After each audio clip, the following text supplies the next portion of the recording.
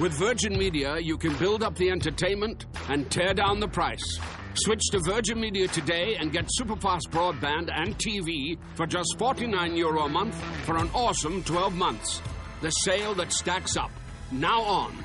See virginmedia.ie and check out how our mobile sales stacks up too. T's and C's apply. See virginmedia.ie. 12-month contract. Offer ends 27th of February 2019.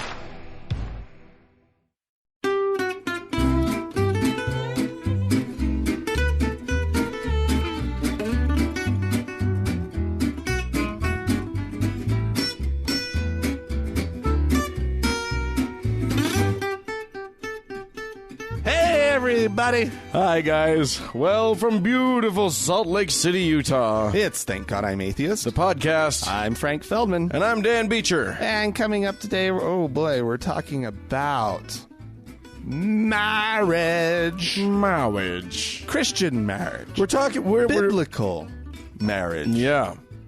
Polygamous Yeah. marriage. We're going to talk about, like...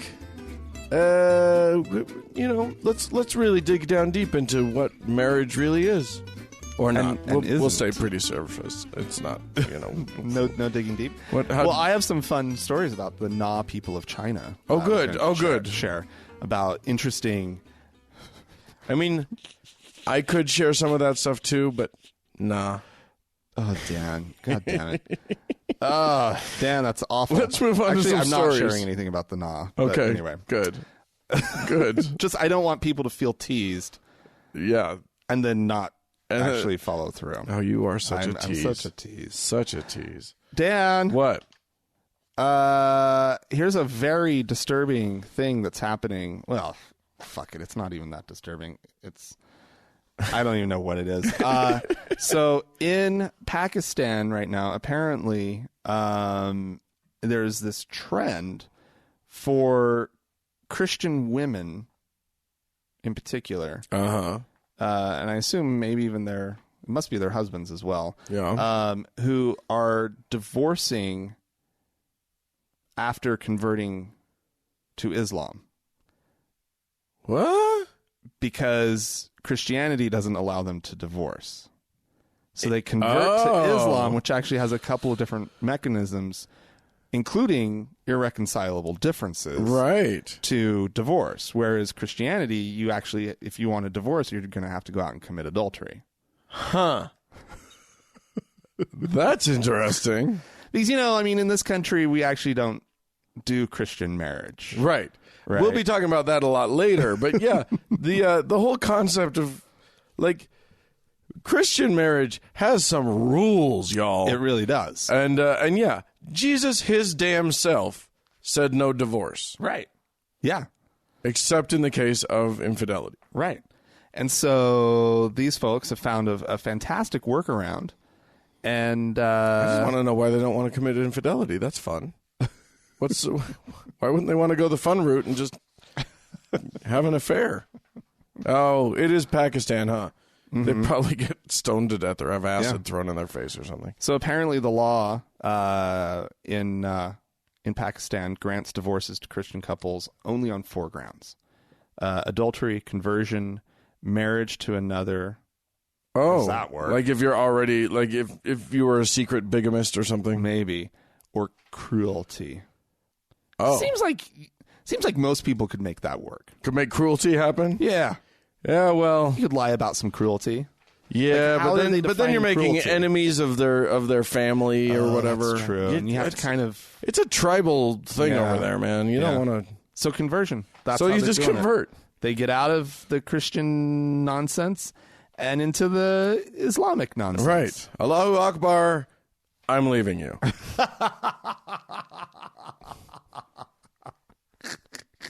That's basically how it works. I like it. Well, Allah Akbar, is that the one you say 3 times and then you're... No, you just say I divorce you, I divorce you, I divorce you, and then to convert. I think you just say I am a Muslim, and then But I think there's you say it 3 times though. Maybe, maybe. That's the whole thing about the divorce. If you say something 3 times, you really meant it. The crossover, it wasn't an accident. The crossover between Islam and Bloody Mary And Beetlejuice. and Beetlejuice. It's all the same.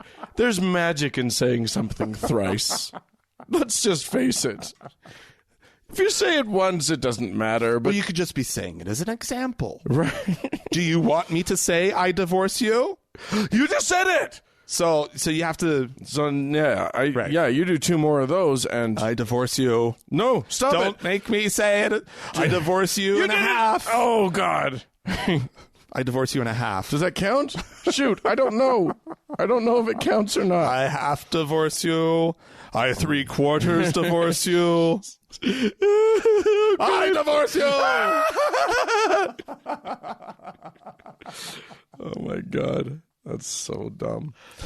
Okay, well, from there, we'll keep talking a little bit about Islam because A wee bit later, or right now? You mean? right now we'll keep talking about Islam because in outside of Indianapolis, in Indiana, there is a billboard aimed at educating all of us on Islam itself.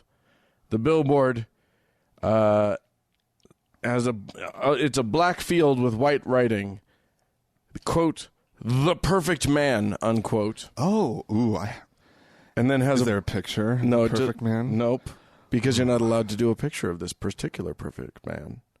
Well, that seems pointless. The perfect If man. there's a perfect man, I need to see a picture.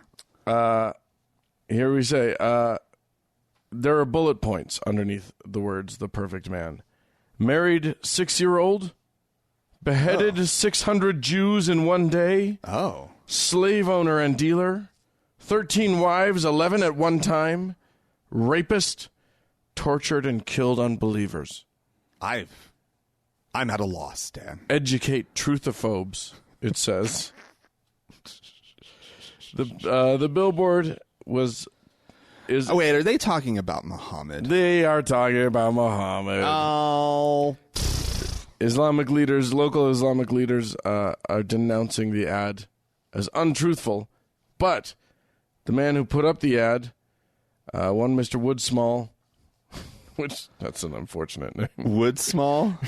Anyway, It's better than Small Wood. yeah, yeah. So this is the guy who owns. He owns the business that owns the sign itself. Oh. His name is Don Woodsmall, and He's overcompensating with a big sign. something like that. He said that the people behind the ad requested it anonymously. He said, quote, "Their desire, born out of love and not hate, is to launch a national conversation with one billboard in a tiny little part of Well, we're talking about it. Yeah, indeed. I mean, job well done. Yeah. Way to launch. This is all over the place now. Yeah. Born out of love, not hate, though. Let's make that clear. Well, yeah, he's concerned, Dan. Uh-huh. He loves his Muslim neighbors. Oh, yeah. Very clearly. He said, upon learning what they wanted to post, my first question was, like most Americans, is it true? He said, after talking to half a dozen Islamic scholars, he never talked to an Islamic scholar. What a fucking liar. He said, after talking to a half dozen Islamic scholars and receiving and reviewing numerous citations from Islamic law and literature, I was convinced that each point on the billboard was historically and factually true. Well, A lot of it's true for sure. Yeah. He definitely had I don't know multiple if wives. that's what's in dispute here. Well, yes. I mean, the fact of the matter is, was Muhammad a good guy? well, By by modern standards, that's a tricky one. nope, That's a tough one. he wasn't. It's a tough. That would be a tough argument to make that he's a Yeah. good guy by modern standards. Yeah. Yeah. In college, I had to watch a Iranian film that was The Life of Muhammad. Oh, But of course, you can't show images of Muhammad. Right. Right. So there was this wonderful, tricky workaround that they had because how do you tell his story? Don't tell me the whole thing was POV. It was all POV. Oh my God. The entire thing was POV. That's point of view for those of you who don't know the movie lingo, meaning the camera, we, as audience, are Mohammed. Yes. Isn't that amazing? So people would come up and look into the camera and talk to Muhammad. Right. Right? Like all his little compatriots. Yeah. And fancy. it was interesting, I have to say. Yeah. Was it any good, filmmaking wise? It was good enough. Okay. It was, Iranian film, that's not the kind of Iranian film that is usually the good stuff. Right. Right. It's well, as we know from our friends over at God Awful Movies, any religious film is not where you get the good stuff. Those guys, by the way, I should probably say this. You know that, just quick plug. Yeah. In October, those God Awful Movies guys, Noah, Heath, and Eli, are going to be coming out to Salt Lake City. Is that public? It's public, cool. and you can get your tickets now. It's going to be at the State Room. That's Awesome. in October, and if you and go, it's on the God Awful Movies website. You can go there and check it out. But me and Mark, our sometime guest host, are going to be guests on their show. Yeah, that's great. Awesome. So yeah, that'll be worth checking out. Yeah. Anyway, That's good stuff. So there you go, Islam and billboards. That's a recipe for love and compassion. What do you got? All right. Well, I have a state governor, a Kentucky state governor. Oh, that sentence can't go wrong. Who's got a plan. Yeah, I'm 'Cause, sure he does. And I'm sure he's a he. Apparently, Louisville has a murder rate that's out of control. Louisville. And he's trying to address this problem, and he has a suggestion to the good folks of Louisville. And this is his solution. More McGruff houses. Pray. Of course it's Pray the murder away, everyone. You know what? If you just get out there and start praying, he wants to form prayer groups. They're going to walk high-crime neighborhoods. Yeah. He's calling on community members to gather in groups of 3 to 10 and start on the corner. Oh, my God. Have a prayer. No. Prayer for no more murder. No. Walk around the neighborhood. Go to another corner. Pray for no more prayer. I love to Pray for no more prayer. Pray for no more murder. And do this at least 2 or 3 times a week. Go to those bad neighborhoods, kids. Go into the bad neighborhoods. I mean, I've seen The Wire. I know what this could be. This could have worked. I'm sure of it. Yeah, but then we wouldn't have The Wire. Then he urged participants to make a year-long commitment. He says, go around the block, pause at each corner, pray for the people there, move to the next corner. Okay. And over the course of the year, here's what's going to happen. Ooh, okay, good. They're going to get to know the people on the block. Oh, fuck. So having these people of faith in the neighborhood, it's going to solve the murder problem. Here's what, I don't really hope this because I don't wish ill on anyone. But just because this is such a stupid plan, what I really want to have happen is for crime not to go down, but Christian addiction to go up as they start to meet the drug dealers and those who are peddling the various and sundry illicit substances. Yeah. A woman from the neighborhood,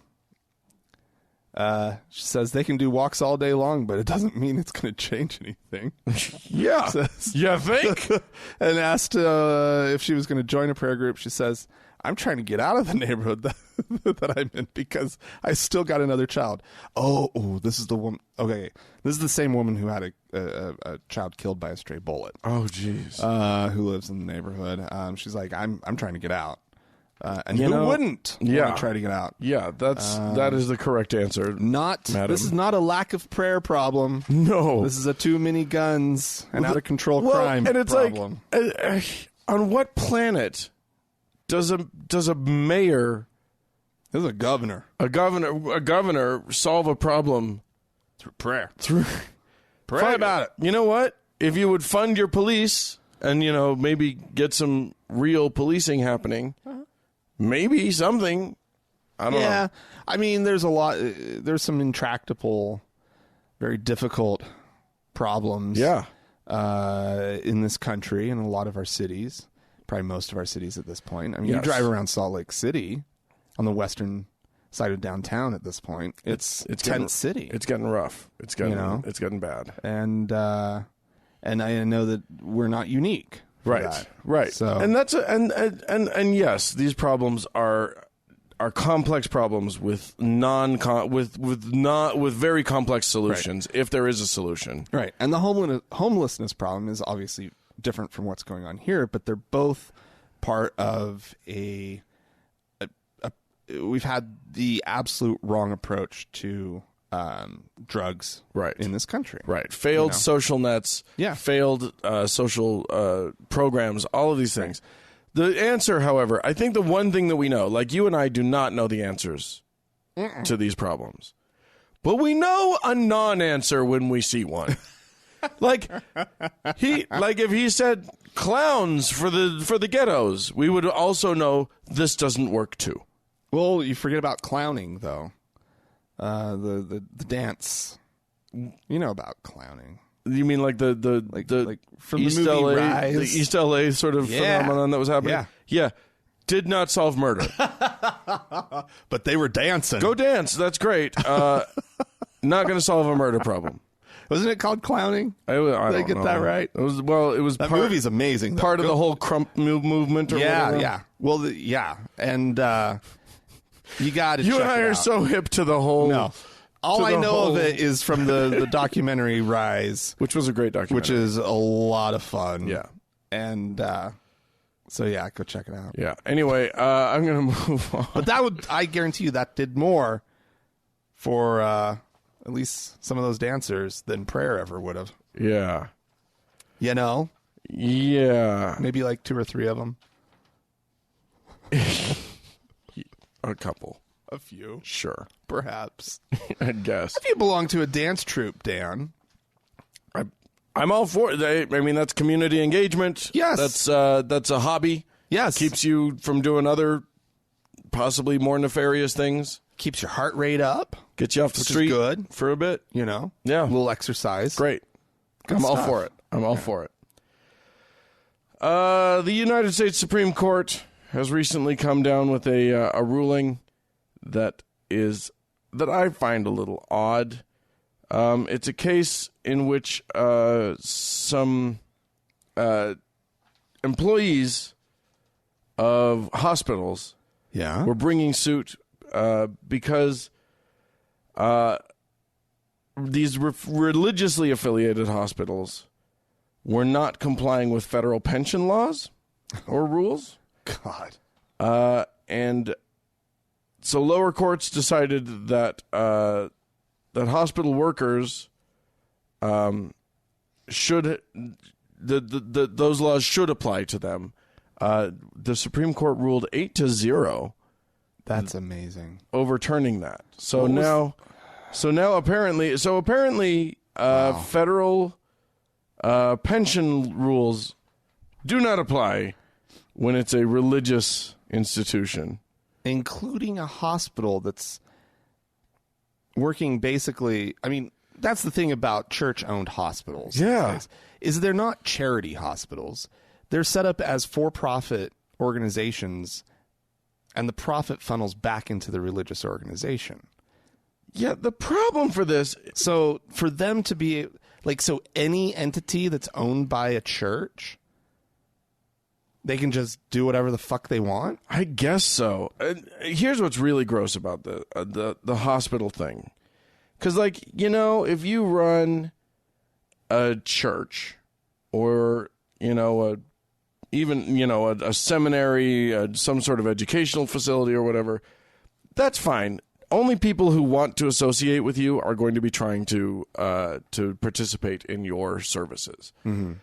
But if my leg gets cut off, I go to the nearest damned hospital I can find. Yeah. If I'm in an emergency situation. So they're serving people that don't believe the same as they do. Exactly. And those people don't have a choice in terms of where they go. And I'll go a step further. If you're a nurse and you need a job, Yeah. and St. John's is the only place hiring at the moment, Right. you go work for St. John's. Because while you're there, there's nothing religious about it. You're providing medical care. Right. Like, Yeah. you know, and maybe the hospital has some, you know, a very prominently placed chapel. Right. You know, or maybe And a picture there's- of Jesus and on a every picture wall of or Jesus something. all around. Perhaps, you know, those things might be there. But at the end of the day, it's fucking medicine, Right. right? Yeah, you're doing And science. You're working with other medical professionals who also are not Catholic or Methodist or whatever church fucking owns the church Right. that hospital. Right. It's ridiculous. It's ridiculous that they should have that this for-profit. Because I mean, most of these hospitals are for-profit. Like, Yeah. So like, these entities somehow get to skirt Just because it's owned by a employment religious- law. Yeah. They get to skirt all, you know, laws involving. You know, there was recently, I didn't use it, but there was recently a whole dust up where Walgreens, I think, they had a pharmacist who denied a woman, who denied a little girl, a young woman, a teen, Yes. a medicine because the pharmacist had a, quote, pretty good idea what it was going to be used for, which this is apparently a drug that you take before you get an IUD put in, but it's also a drug that you take to treat like stomach ulcers or something. But he had a pretty good idea what she was going to use it for, and Walgreens stood behind him Fuck them. and said because he had a sincerely held religious belief, he could just not dispense a drug as though that's any of his goddamned business. That's between a doctor and a patient. And Yeah. your job is to make sure that when the patient gets the drug, they don't kill themselves with it. Right. That's your whole job. Right. That's your moral obligation. Yeah. Your moral obligation isn't how she's using it It's none of your fucking business. or why she's using it. And for Walgreens to have, I think it's Walgreens. I hope I'm not bad-mouthing the wrong.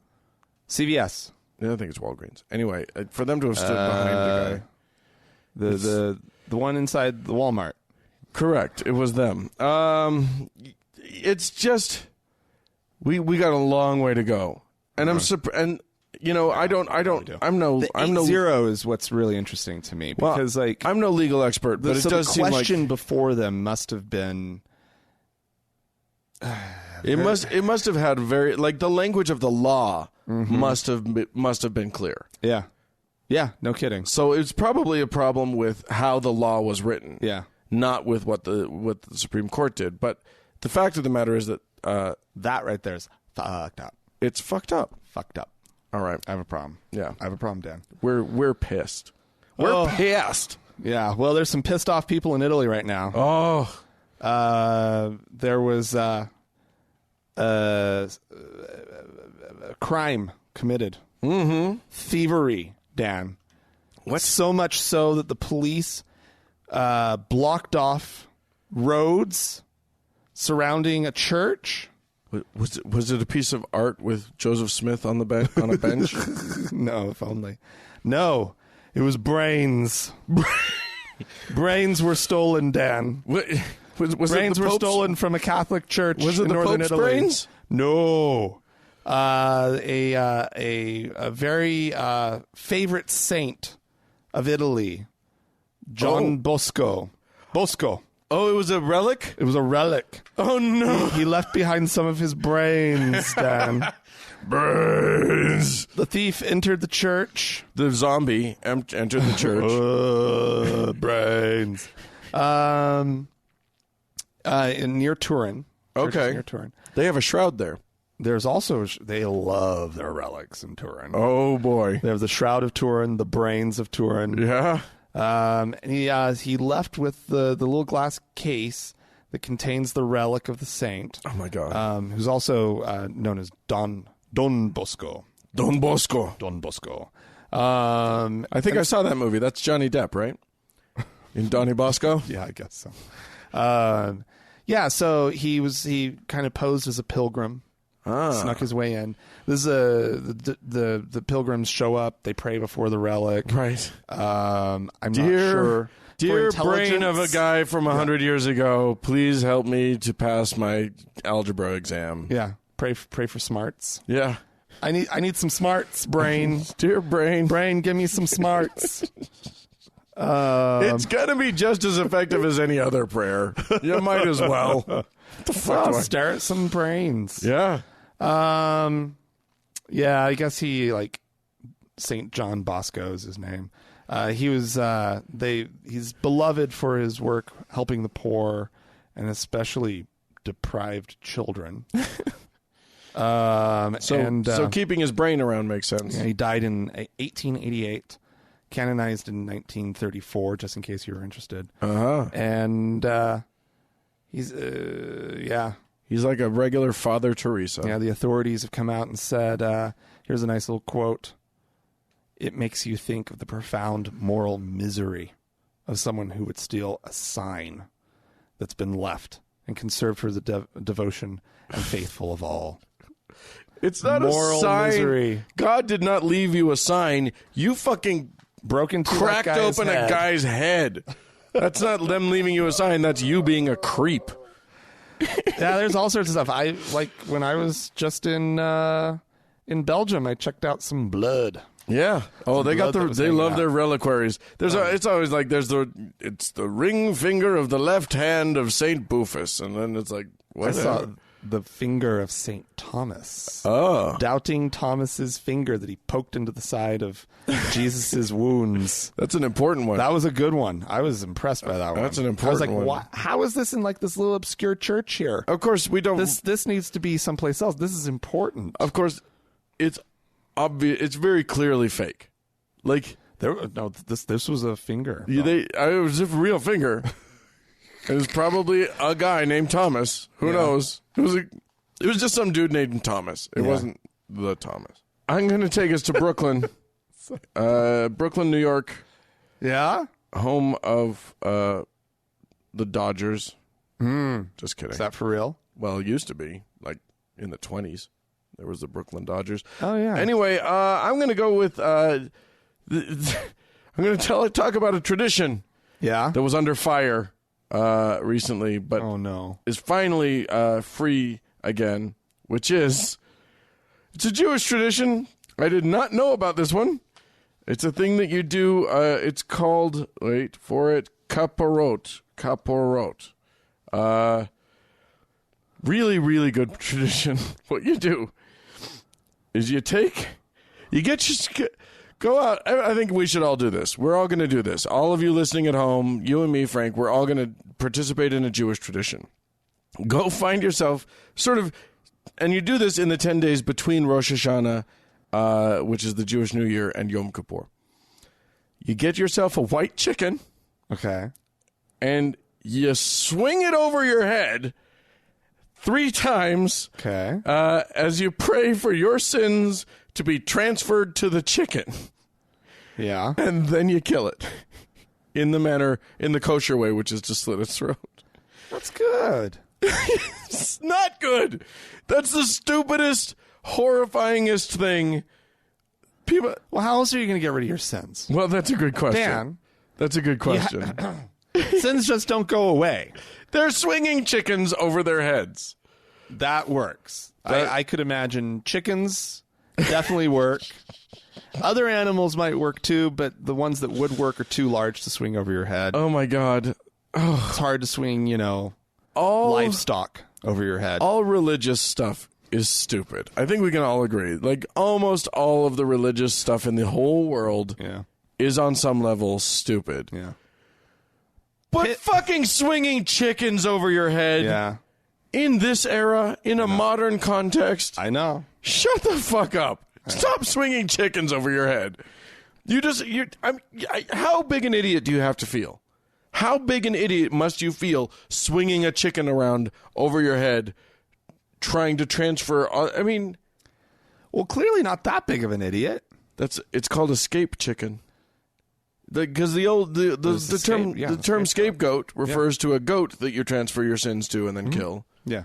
Apparently, they've at least downgraded from goats. Well, didn't you run the... Oh, no, I'm confusing a couple stories. Yeah. You didn't run the goat off a cliff, did you? Was that part of it? I don't think so. Is that the wrong one? I'm trying to remember. I could be wrong, but I don't think so. Well, because, again, a goat would be one of the animals that's hard to swing around over your head. You can't swing a goat around over your head. The other option would be running it off a cliff. Yeah, I mean, you got to find something else out. A chicken seems much... And apparently a white chicken is a symbol of purity. Do you have to, like, yell out your sins? I think you should. I think you should have to say your sins out loud in front of everybody. And they'll all witness those sins being transferred to the chicken. But meanwhile, they'll know what you did. Does the chicken... Are you holding its neck? Are you holding its feet? Details are not forthcoming on the article that I was reading. Around by the neck. Wouldn't that break its neck? Maybe. Depends on how hard you whip it. I'm currently looking at a photo of some men holding chickens by their wings, which seems weird, but like, I mean, you're torturing a bird for no reason. No, I know. You're just torturing a bird. It's really awful. Because you're too dumb to see that this is an idiotic practice. So maybe I missed this because I got a little distracted here on some details. And did you say this has just come back, or is it gone away? Well, here's the thing. There was a group that was seeking to end this particular ritual called the Alliance to End Chickens as Caporos. Okay. It's a real catchy name, guys. Alliance to End Chickens. Okay. But what I love is it's to end chickens as it doesn't say to end the practice of caporot. It's just stop doing it with chickens. So this is a question. This is a question for Rabbi Gruber. Yeah. Is there something specific about chickens that makes them desirable for this practice, or could other animals work? Could we do which ones would work with a swamp rat? And I mean, I would assume that unclean animals probably aren't the best choice. Well, but I mean, I do. They're already unclean. If they're already unclean, it's much better. Take a couple sins. Now, mind you, this does end with donating either the meat or the monetary equivalent of the meat to the poor. Ah. So, maybe swamp rat's not as great for that. But nevertheless, and I don't know why it's any better to do this to a swamp rat or to a, whatever. It's just I have more of a distaste for them, maybe. Yeah. But honestly, it's just so so anyway, their bid this alliance to end chickens as caporos. They went to the New York State courts. And were turned down. So the Jews can now swing their chickens with impunity. Gladly. Swing your chickens, gentlemen. Swing them and be good in the eyes of the Lord. So, yeah. Well. Amen, fellas. Yeah. I guess if you have any suggestions for other animals, right, that one could torture, or a better way because you masturbated, or a better way to fix your sins, because every religion's got a way to just fix them, and they don't count anymore. Send them to us, podcast@thankgodimatheist.com, or you could leave us a voicemail message. The telephone number is 424-666-8442. Yeah, go to the Facebook page, facebook.com/TGIAtheist, and click the word like when you see it. And while on Facebook, search for the TGIA Members Only Lounge. It is a closed group, but we'll let you in. We will indeed.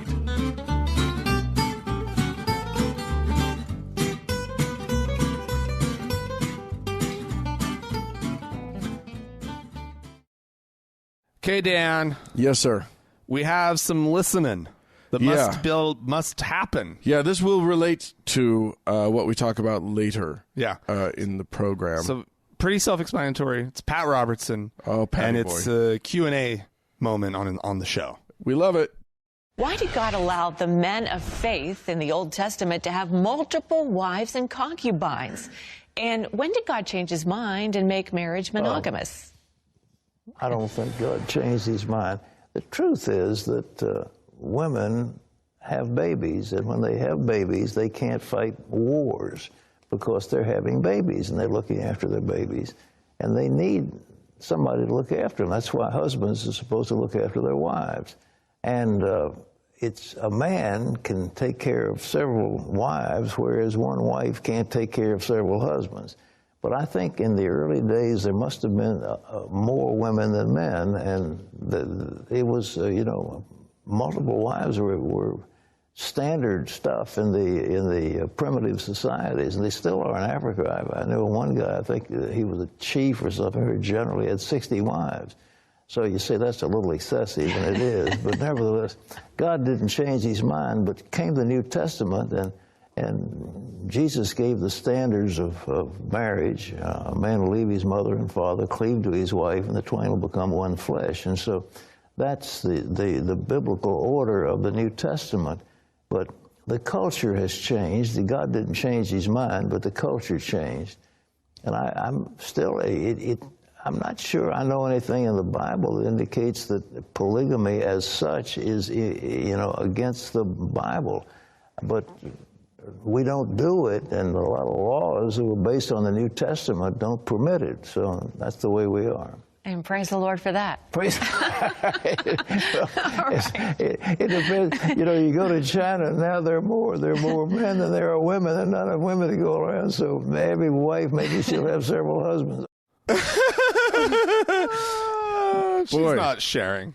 There was a finality. There was a definitiveness to her, and thank the Lord for that. Well, she was saying that to her husband. She was like, directly. She was like, yeah, I would never be okay with this. I don't care how many Jesuses tell me it would be okay. Right? She was like, decidedly not okay with it. Well, and he sounds pretty fucking okay with it. Yeah, it's just how it is now. Yeah, it's a cultural thing. It's just cultural. But God didn't change his mind. It's totally fine. If culture changed, hey, look at China. Who knows? Look at Africa with all of their 60 wives. How did he go to China? No, he said Africa.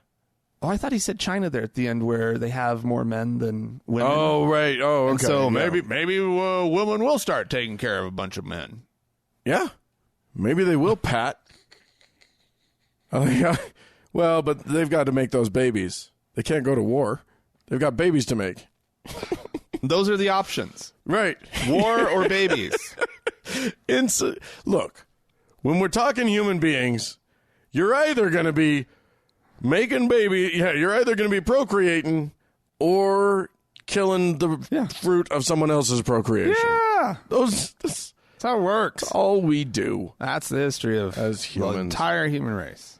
Right? Absolutely. Oh, my God.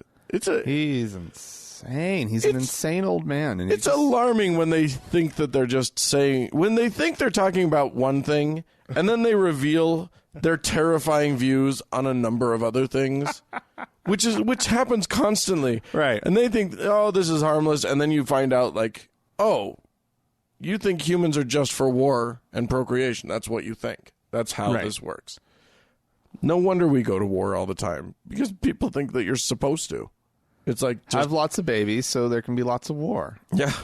That's all you need. All you need is war. Hi, Frank and Dan. This is from Jillian. It's an email that was sent in to us. Hi, Frank and Dan. I was just listening to the episode Come Out and loved the whole conversation, and especially resonated with Frank's part about not wanting to be blessed. Oh, I hate being blessed. Since becoming an atheist about 15 years ago in my teens, I've always been irritated by anyone saying God bless you to me, no matter the context. I particularly hate it after a sneeze, because why the hell do we even comment on that one bodily function? We don't say anything when someone burps or coughs or farts. Well, sometimes we say something. You kind of giggle. Or, ew. We chastise you. Oh. It's usually, oh, well. Huh. Who farted? Well, and sneezing is so involuntary and innocent. Right. Yeah. It doesn't smell bad. Yeah. It can spray. If they don't cover their mouths, that's kind of gross. Yeah. So really, the only response to a sneeze should be, you didn't cover your mouth, you're gross. Otherwise, we can just let it go. Although sneezes to me, okay, I'm going to let Jillian finish. I'm going to let you finish. But sneezes, I do want to say, I find sneezes to feel a little bit celebratory. Well, And so, like, I like there to be a huzzah after a sneeze because it just feels to me like I just popped the cork on a champagne bottle or something. yeah. Somebody who's that's funny. I sneeze a lot. I think you know this about me. You're an allergic fellow. I'm allergic, and I don't sneeze the customary twice.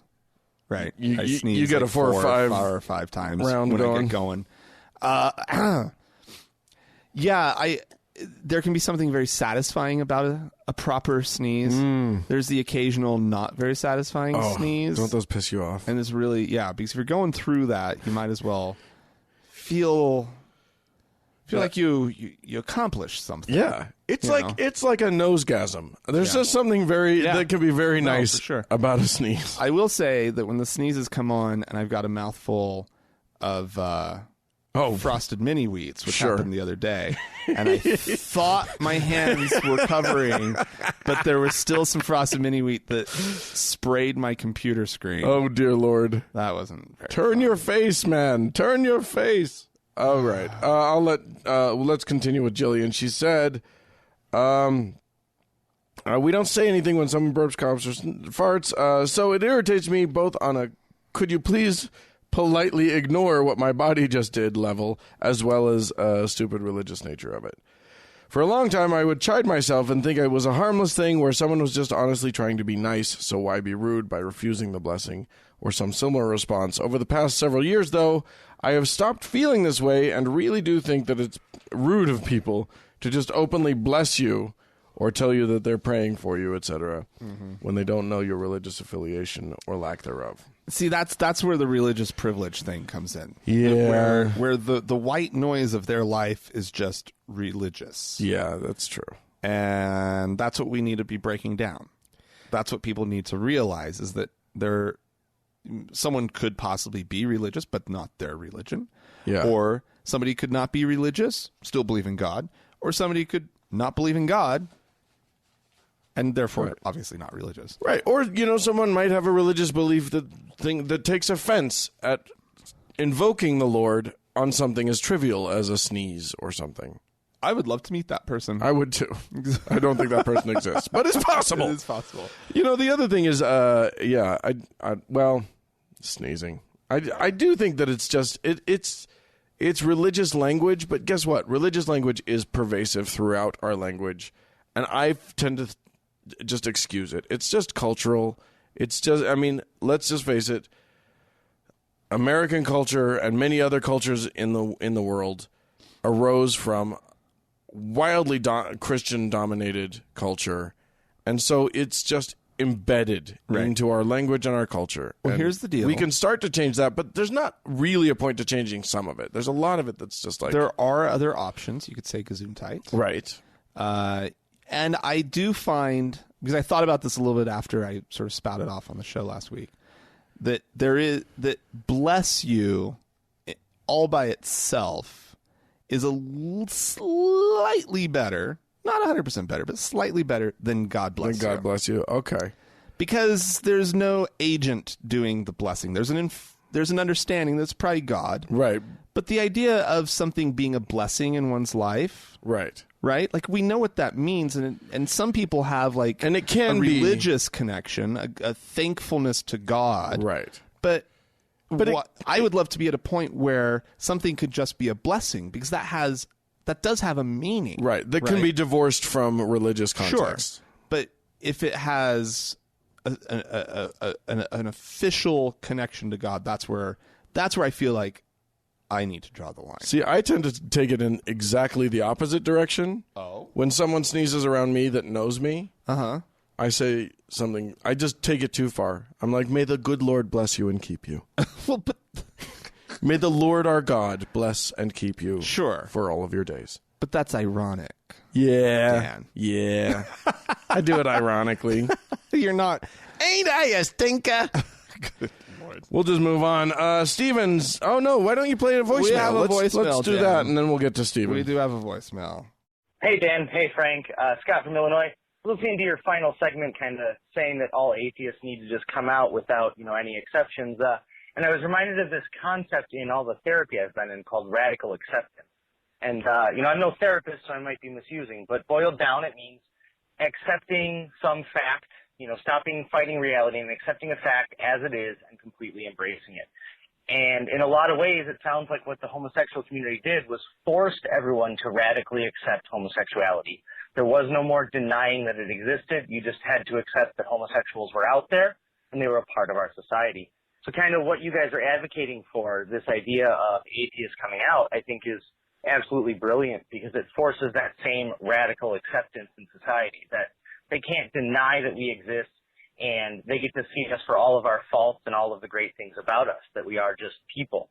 And then the concept is also useful in terms of atheism as, the individual level, where you wouldn't answer somebody asking your name by lying because you were embarrassed about your name or you weren't sure about it. You would just say your name. I'm Scott. I'm not going to lie and say I'm John. Atheism is as much a part of who you are as your name. And if you're denying that, then you're not accepting it, and you need to accept it. That doesn't mean that you're totally at peace with it, but you need to stop fighting the reality and say to everyone and to yourself, I am an atheist. Stop fighting it. Just let it happen. I think it's a brilliant concept. There's a lot of people who have a lot of consequences that they would face for that. I'm not one of them, and I understand why they might hesitate. But by denying your atheism to other people, you're denying a huge part of who you are. It's the same thing that happened to, when homosexuals wouldn't come out. It's a hard way to live, and it benefits everyone in the long run. So just something I thought about. The concept kind of sprang into my head. I thought it kind of applied nicely. I think you guys are onto something really brilliant. So, thank you guys. Preach on and take it easy. Thank you so much. Well, thank you, Scott. Or John, whatever your real name is. Yeah, thanks for that. Yeah, not much to say about that. No, but, it is about just being, it's the words thrown around maybe in some gross ways sometimes, but authentic. Yeah. Being who you are. And letting people know you. And largely right? that's for you. That serves you. Yeah. Letting people know you feels really good. Yeah. Unless they kick you out of their lives forever. Well, but then you find new people who know you. Right. And then you don't have to live with people who won't accept you for who you actually are. And then you get an urban tribe. And that's a lot of fun. You love your tribe. Tribing is good, I guess. I don't know. Yes, it's good to have your people. Yeah. It's good to have your people. Stephen writes in, hello, since you guys didn't seem to be sports guys. Now, do you remember, Frank, that we talked about... Us not sports guys? Dude, did you see... How dare you? Did you see the Warriors beat the Cavs last night? Oh, yeah, man. Sweet. Like, they're just unreal. They're just like, they're playing in a different league, man. That sounded legit. I'm gonna go with that sounded good. Yeah, and I can say names like LeBron James, and I can say names like Steph Curry. Sports guy. Sports guy alert. Sporting.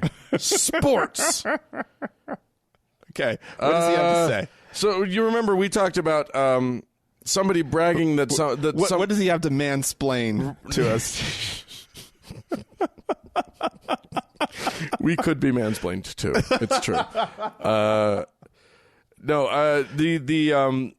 So we talked about how somebody, one of these religious dudes was bragging about how one of these other religious dudes had predicted the outcome of the 95 World Series or something like that. Uh-huh. So here's what Steven has to say. I thought I'd give you some background for someone making a prediction that Atlanta would win the World Series in 1995. The Braves had been to 2 of the previous 3 World Series. The Braves had the best pitching staff in baseball in 1995. Vegas had them as the odds-on favorite to win the World Series starting in February. So anyone who said they made a prediction, actually I believe it was a prophecy in this case, that the Braves would win the World Series was making a prediction that was made by a lot of people that follow baseball. Huh. So yeah. So even worse than what we thought it was. Yeah, it was. God must have told you that. Or everybody else that follows the sport must have told you that. Right. Yeah. But it would be impressive to the non-sporty folk maybe in the audience. Sure. Meanwhile, there's like a dozen fantasy baseball players out there, or 100,000 fantasy baseball players are out there who are like, yeah, I made the same prediction. Obviously, we all did that. Right. We all know that. Yeah. Lou also wrote into us. Lou, Hi, Lou. says, "Hi guys, just listened to the story on the Papa God episode about the idiot who tithed on his stolen pension money, and a couple of things popped into my head. By the way, there was another case. I'm just going to interrupt Lou now. There was another case, and this time it's a little further along, and the LDS Church gave like a shitload of money back because another criminal had given them Oh, my God. a ton of their money. Oh, it was Jeremy Johnson. Yeah. Yeah. I saw that. Isn't that funny? Huh. Oh, why are these people paying tithing on ill-gotten gains? I don't know. Maybe they think So that weird. that's how to get out of eternal damnation. Yeah, Lord, I stole the money, but you'll notice I gave you a cut. I paid you the vig on that thing. Like, I gave you your due. So a couple of things just popped into Lou's head. One, the Mormon Church are at least handling this better than when it was pointed out to Mother Teresa, or as he writes, Motherfucking Teresa. She, as Lou writes, that the money she received from Charles Keating was actually stolen, and she should give it back, which she did not. Apparently. Two, I wondered if you have such a thing over in the States, if one was self-employed and had to fill out a tax return, could you claim that can you claim your tithe as an expense there by writing it off? Just a couple things that made me chuckle. In point of fact, tithes in the United States of America are considered charitable donations. Yes. Which they are not. But they are then, write-offable. Yeah. As a charitable donation. So, so yes, actually, now that I think about it, of course, Lou points out an interesting point, which is these guys paying their tithes on ill-gotten gains could just be a tax dodge. That's an interesting thought. All right. Interesting. Yeah. Thanks for that, Lou. Do we have anyone to thank else? We do have people to thank, Dan. We have 2 brand new patrons on Patreon. Good. We have Linda, who's coming in at the faithful level. Yes. So thank you, Linda. And we also have Miranda, who is a new venerable listener. Oh. How venerable, that's a good one. That's a good one. So thank you. How we venerate you, Miranda. Yes.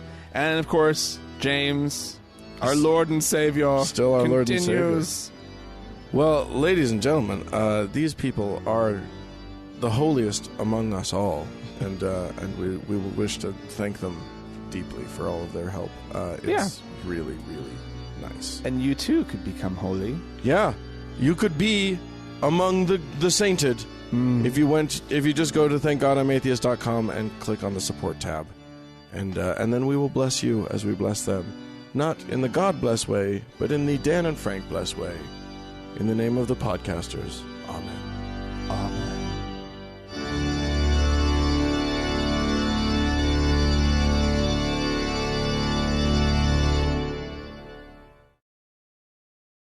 Hey, Frank. Dan! I'm married. Okay. I'm a married man. Indeed. You have been for a number of years. But before that, I was unmarried. You were a and divorced man. Well, I was, yes, that. That's true. But I was living in sin with my... A divorcee living in sin with a wife. Holy shit. You were like the worst. And I bet her parents were just like, what the fuck? Well, they didn't like that very much. They did not like me very much to begin with either. What? Yeah. Mormon parents not liking Dan Beecher? Well, what's shocking? Well, it's so funny because my whole life, like, parents of the girls that I dated loved me. Well, yeah. I was that guy. I was the guy that I did well with the parents. I had multiple parents of girls that I dated tell me, if you guys break up, we're keeping you. Oh. They were being cute, whatever. Right. Obviously. But parents probably always really, like, were stoked by like the fact that your parents had positions like at the church. Sure. There was all sorts of stuff. But yeah, this was the first experience that I had where they were like decidedly against me. I was enemy number one. Anyway, you know who else is married? Who? There's this guy named Joe Darger or Darger. I'm not sure which one it is, actually. I don't know how to pronounce that name. Yeah. But you pointed out to me earlier today that Joe is running for office. He's running for mayor of a smallish city here in Salt Lake County. Yeah.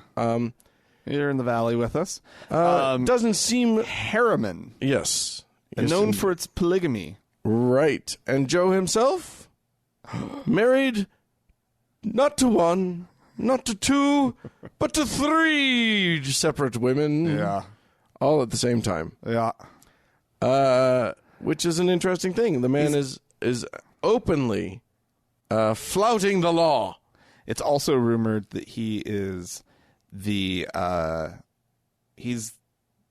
is who Big Love is sort of based on. Bill Paxton's character. Yeah, he was sort of one of the early consultants, and they kind of just patterned Bill Paxton's character after him. Yeah. Kind of an interesting guy. They took Bill Paxton's character in a very different direction, of course. Right. But this guy was in sort of like he was like a contractor. I think he had a home improvement.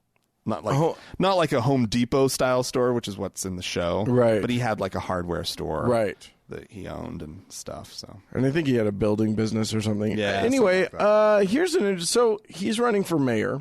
Strangely, you guys won't believe this. His big platform is religious liberty. What? How strange. What could that mean? Are you hoping to engage the Muslim community out there in Harriman, Mr. Darger? Are you hoping for more Jews? No. Do you want to embrace the Hindus of your area? He's probably wanting to make sure the city doesn't harass the polygamist population. He wants to not be arrested, Yeah. is what he wants, and he wants the rest of his tribe of people not to be arrested. And I don't blame him. I wouldn't want to be arrested either. Well, Harriman was probably once a very safe place for polygamists. Yeah, I mean, it clearly was because it was all polygamists. Right. And then, but now as a suburb of Salt Lake City, it has suburbia has encroached. There's more watchful eyes on their little farmland area out there. Yeah. They are, although it's interesting, I mean, some people might be surprised to learn that Utah has laws on the books against polygamy. Mm-hmm. It is not legal to practice polygamy here in Utah. Not technically. Right. So what they do is they just don't actually get married, legally. There's one marriage and then these other ladies that are just sort of chilling. They're just hanging out. They're just hanging out. Live there. Getting babied. Getting all knocked up. Shit. All that stuff. But that's what they're up to. Yeah.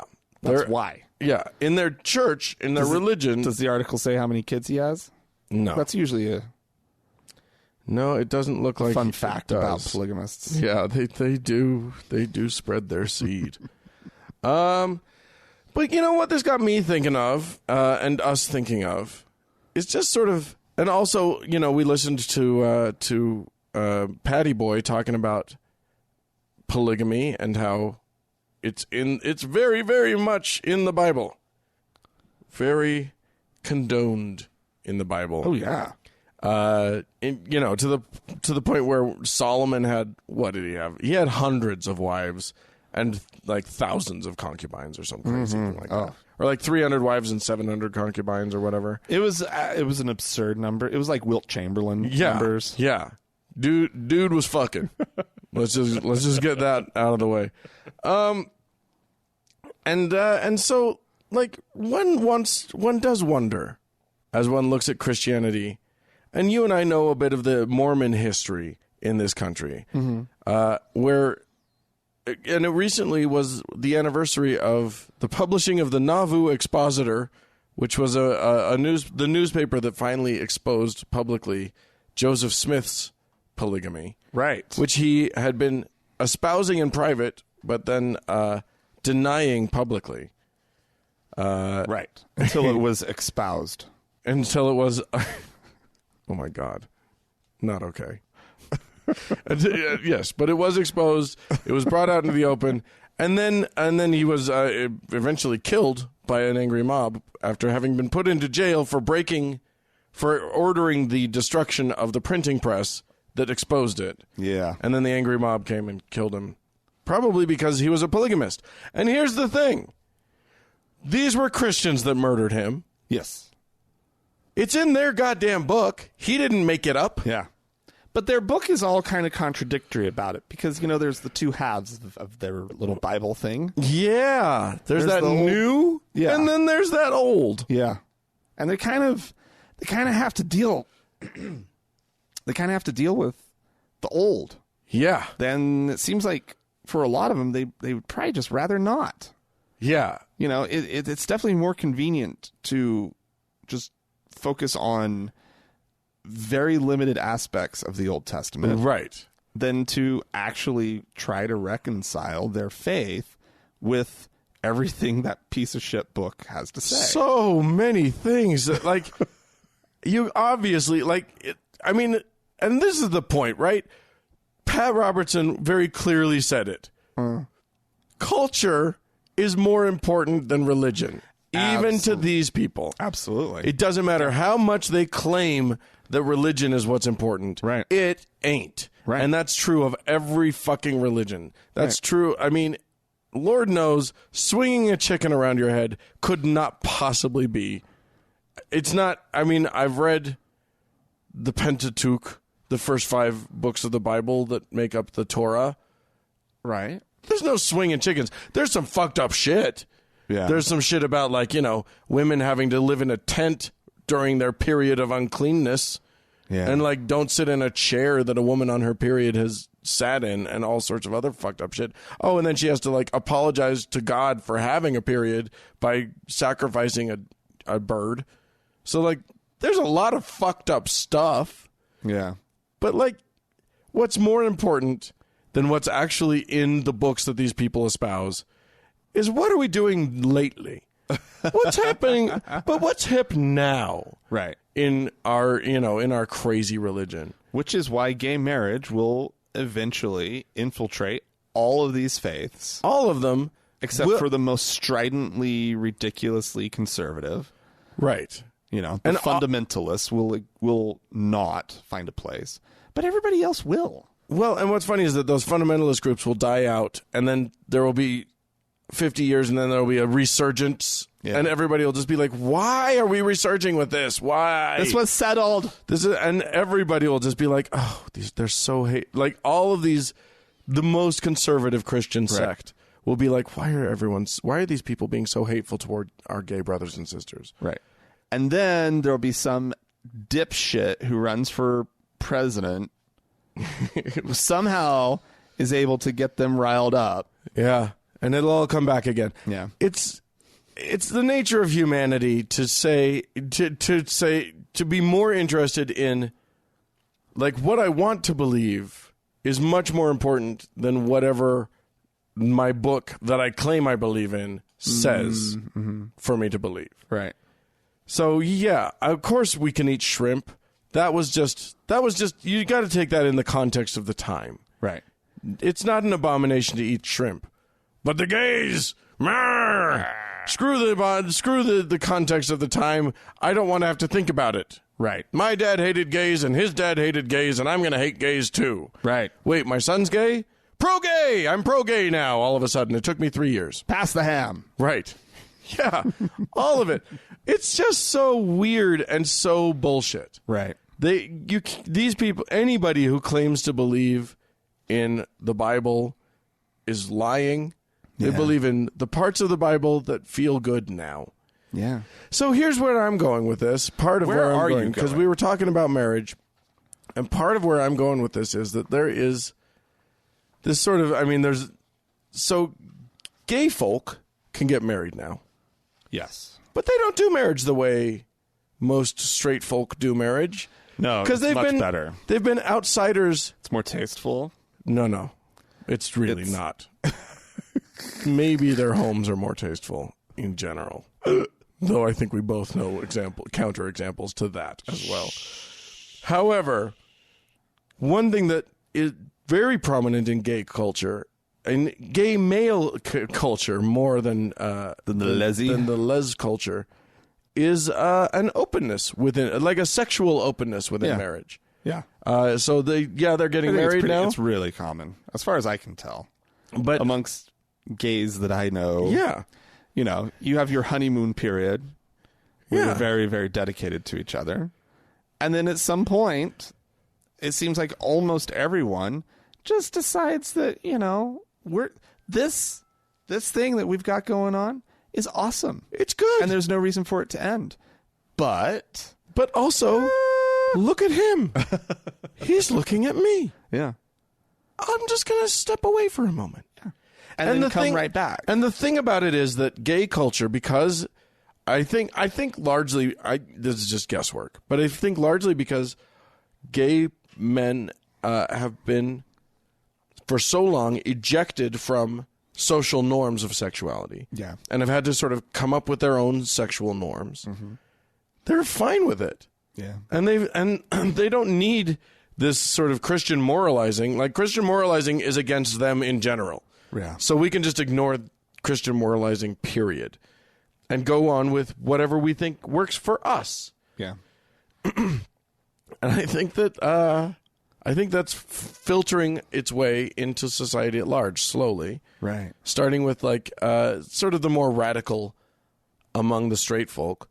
But I think we're going to see a lot more non-monogamy and ethical non-monogamy. Because let's face it, non-monogamy is rampant. Right. Non-monogamy is everywhere. Christians practice non-monogamy all the goddamn time. Right. All the livelong day. But they do it unethically. Well, I'll say this. They do it outside of the band. They make a promise and then they break that promise. Right. For them to do their non-monogamy. Yeah. Whereas in the gay culture, they make a promise, they keep their promise. Right. They just make other promises as well. As somebody who has online dated, and has, I was in my, the internet was happening right when I was kind of coming out, right? And so I've seen this progression online of, it used to be, you never used to see the guys online looking to meet other men who were saying, oh, but I have a wife and she's cool with it and this and that and the other. Right. Like, maybe there were guys online who were married looking for something on the side. Lots of that. There married to women, specifically we're talking about. And there was plenty of that. Yeah. Right?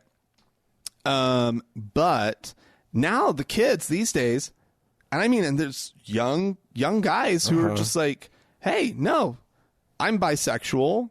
My wife's cool with it. I'm just looking to have like a friend. Yeah. Somebody that I can explore the gay parts of me. Oh, believe me, some of these guys, it's clear they've been exploring. Yeah. Like they're pros at what they're up to. Yeah. Right. But they still want to go home to the wife. Yeah. Or they want to go home to the husband. Yeah. I mean, like, there's the. And so what I'm saying is that this younger generation seems very open to this kind of defining things for themselves. Right. In more ways than one. And one of those ways is sexually. I think if there's one thing that sort of the gay movement is really providing these, especially it's the millennials that have really sort of taken up this banner. It's that we get to define us. Yeah. And if I'm married to if I, Dan, am married to Andrea, and then we as a couple decide there's more to this world, and we want to explore that, that's on us. Yeah. Got nothing to do with nobody else. No. And so, like, part of what I'm circling this around to is I'm pretty okay with as long as everybody enters into it honestly and openly, and I've said this before on the show, I'm fine with polygamy. Oh, yeah. But I mean, I'm more fine with a much more open thing. Like, polygamy literally means one man, multiple women. Right. I would be much happier if the women could take on other partners as well. Right. Well, the thing about polygamy that is important, especially when we bring it up in the context of the state of Utah, and because it's all connected to this fundamentalist Mormon thing, is that I do think it's important to throw in the caveat, the extra caveat, because you already put one in, but it's really hard for many of these relationships to be fully consensual. Yeah, that can be really difficult, and especially when it's in the context of a compound. The compounds are where I'm specifically thinking, because I would say the suburban Mormon, polygamists are probably there's a little bit more sunlight. Shining. It's less likely that these women are going to be entering into it against their will. Yeah, I mean, in the compound scenario, you've got men marrying their daughters off to other men. Yeah. Not asking their daughters. Right. Not, it's not a woman deciding to marry a man who also happens to be married to another woman. Yeah. It's a contract between a couple of guys. Yeah.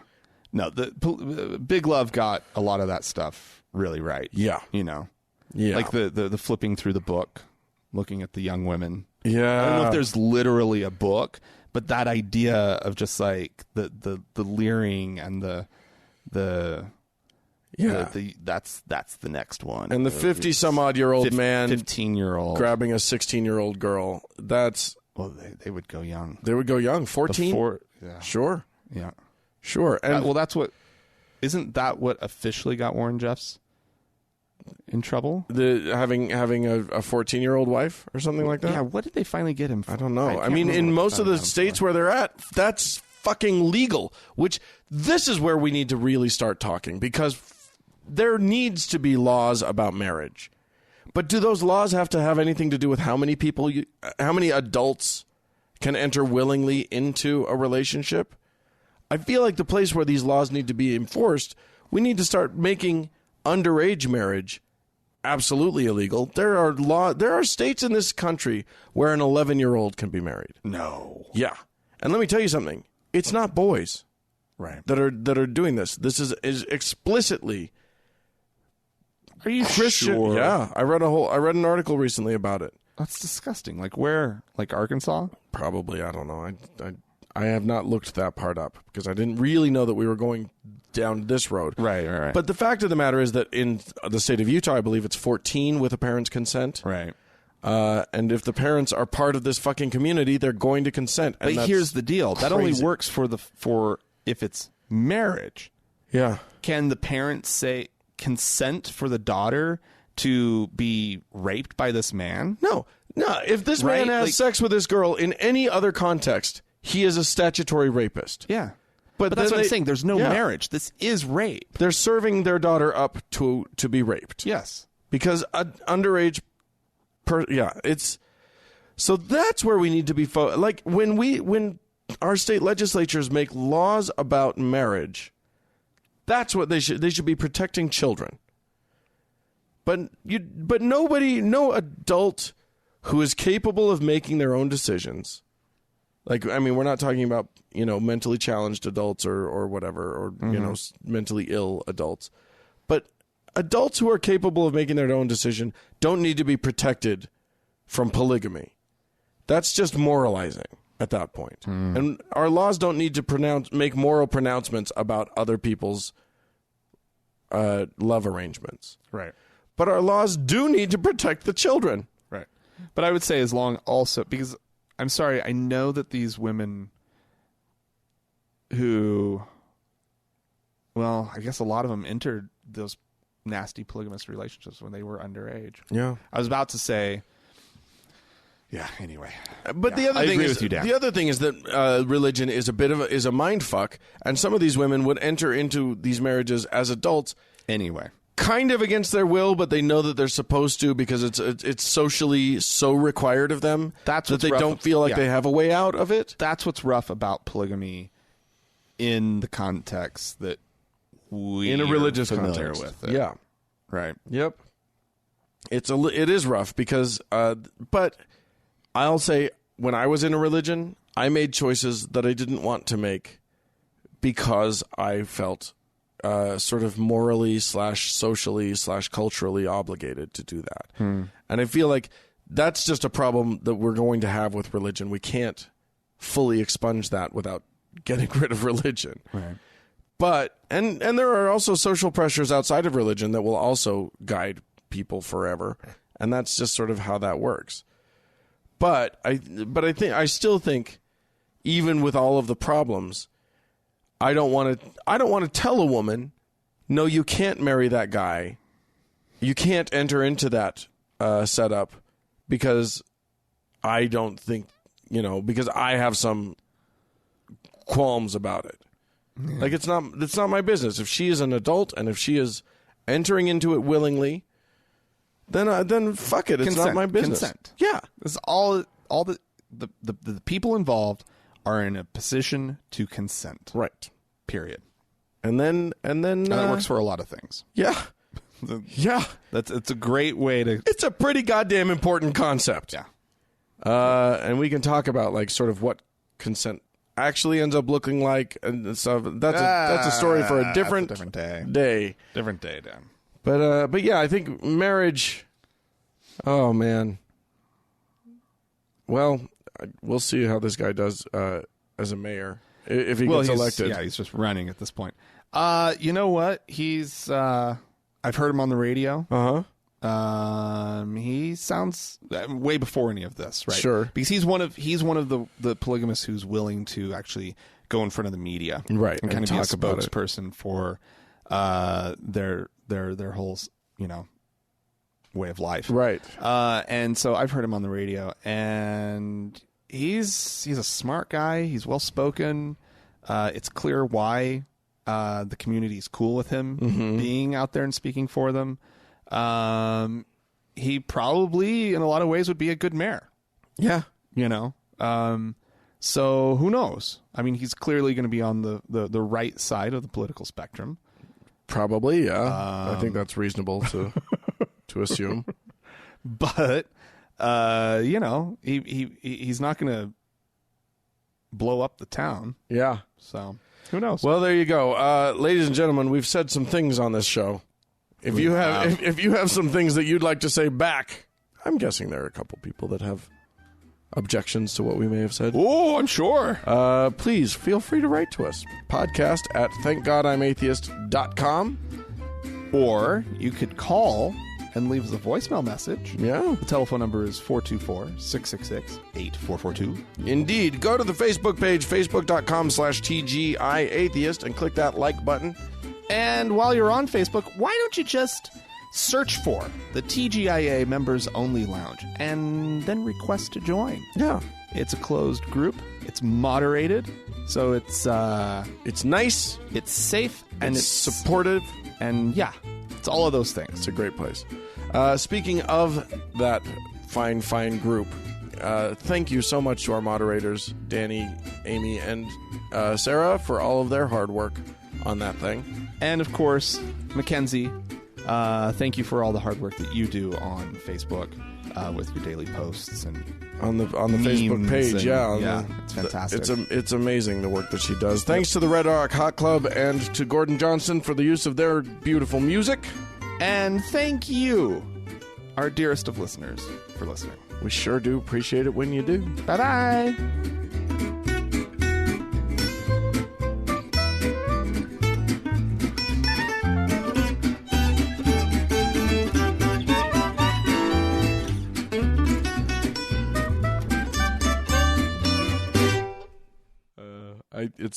I hate it the most. I just can't. What? Yeah, I can't Why? stand Instagram. Why? Because it doesn't mean anything to me. I want to communicate, and that's the whole point. It's anti-communication. Right, it's the worst. But there's a lot that one can communicate through a photo. How many words is a photo worth, Dan? A lot. Most photos are not worth very many words. No. And it's a lot of words. The number is escaping me right now. 1,000 is the saying. I couldn't remember if it was like a score, a dozen. Picture's worth a dozen words. A picture's worth a baker's dozen.